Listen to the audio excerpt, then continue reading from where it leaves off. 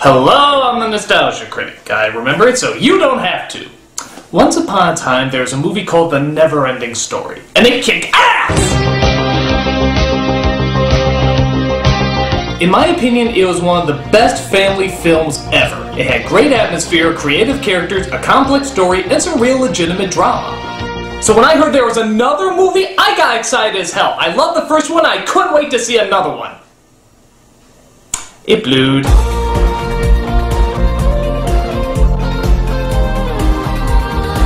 I mean, what a cheap follow-up. For a film series that was so gripping and even challenging for younger viewers, Never-Ending Story 2 gave us a really watered-down, half-assed version of its predecessor. What a disappointment. So, let's see why The Never-Ending Story should have ended.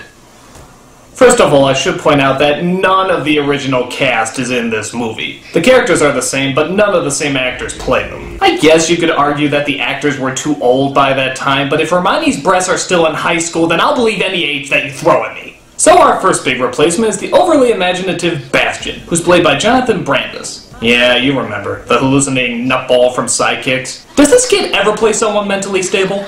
Now granted, the one downside of the first film was the actor who played Bastian. He was kind of a wimp and really annoying. But that all changes here. In this film, he's really a wimp and kind of annoying. So I guess it balances out. On top of that, it's just not that great a performance. I mean, it's better than the first film, but I'm... Yes? Don't act like you don't see me. What are you talking about? You've been ignoring me since the beginning. Don't act like you don't know why I'm here. No, I don't. I mean, what, is it the Jonathan Brandis kid? I mean, what about him? You know he committed suicide. Oh, you're gonna bring that up. You're Everybody's seriously thinking gonna about it, bring that they're up. wondering if you're gonna address it, and you're just tap dancing around it like some sort of idiotic moron. Alright, fine. I'll address this. In 2003, Jonathan Brandis committed suicide. Any death is tragic, and this one is no exception. And you know what? His acting wasn't half bad. I remember him on Sequest and Ladybugs and stuff. Even though the film choices weren't always great, he usually did okay. He's a relatively decent actor. I just don't think he did especially well in this movie. It's not his fault. I mean, it's a horribly written character. He's a dumbass, as you'll see in a few moments. So, just to make it clear, I have nothing against Jonathan Brandis as a person. There, is that good? Gee, that was awkward. You know, fuck you, you goddamn elephant! Oh, no, not that. So we see young Bastian in his swimming class where, hi, Speedo, where his teacher calls him hi, Speedo again, and wants him to try out on the big board, hello, humorous clown shorts. We're gonna start with the high board. But it turns out that Bastian is afraid of heights and has trouble confronting his fears.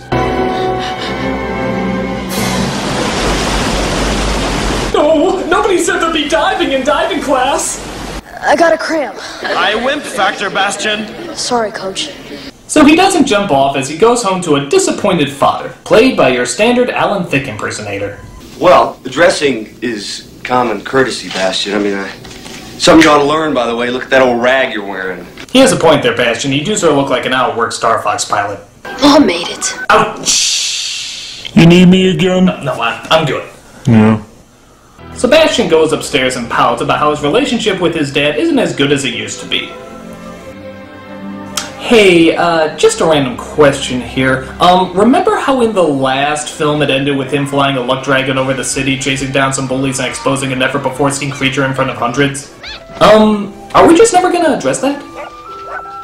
Didn't make the news or anything?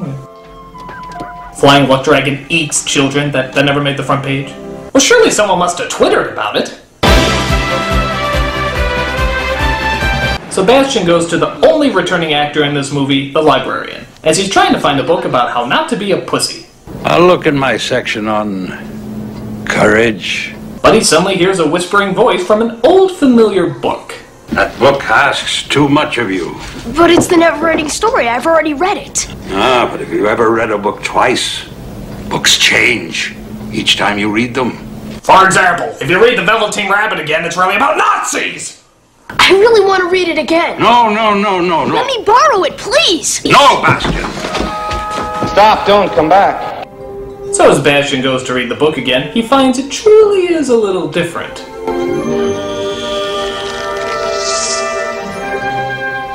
Well, that's inviting. He finds that the orange symbol on the front can actually be taken off now. But not only that, he can enter the fucking book! Fantasia. Just pray it's not Fantasia 2000. The annoying celebrity cameos will be through the roof. So while Bastian admires how model-ish Fantasia looks, we cut to the hideout of our villain, who lives in the terrifying Castle Cliché. I came as fast as I...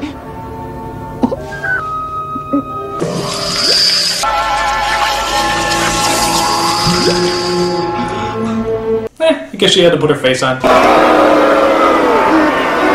This evil villainess is Zaida, also known as the Emptiness. Yeah, because that doesn't sound anything like the Nothing, does it? I don't know why she looks like Jessica Rabbit while skydiving, but I do know she has a diabolical plan to destroy Bastian as well as Fantasia. Every time the Earthling uses Orin to make a wish, my new invention makes him lose a memory.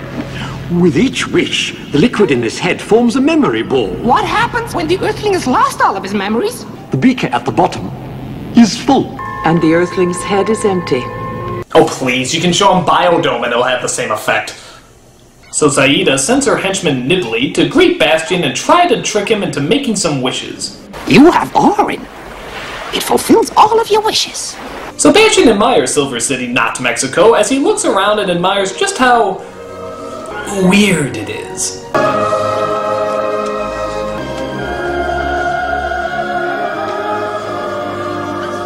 Everything seems fine in Fantasia. Fine? Fine? Maybe for Burning Man, this is pretty fucked up to me!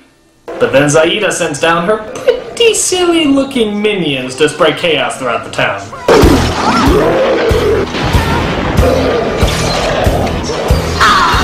So you think you can stop me, do you? Take that! Acid! Whisk them away! Yeah, Cockadoosh has a point. Why don't you just wish them away? Just wish!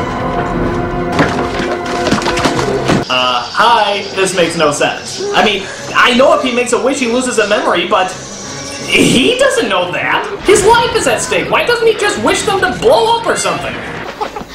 I'm safe. And an idiot. So he falls down some sort of secret chute as he comes across... I don't know. But they provide a way for Bastian to talk to the childlike Empress. We need your dreams and stories to exist. But the people in your world no longer believe in us. They have no time to give us names and stories. I play violent video games and reality TV. Only you can save us, Bastian. You are my last hope. Help me, Obi-Wan Kenobi. You're my only hope. So it turns out Bastian not only has to find the evil, but he also has to name it in order to destroy it. The Empress is being held prisoner, and before we can fight the force that is holding her, I must give it a name.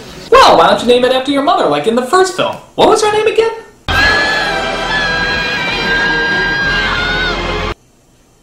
Yeah, call it that.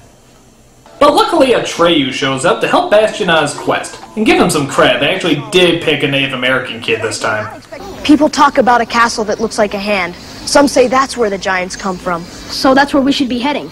Just don't ask us to go through any swamps of despair. My horse is still a manic depressive. The only point of living is dying. Shut up, Artax.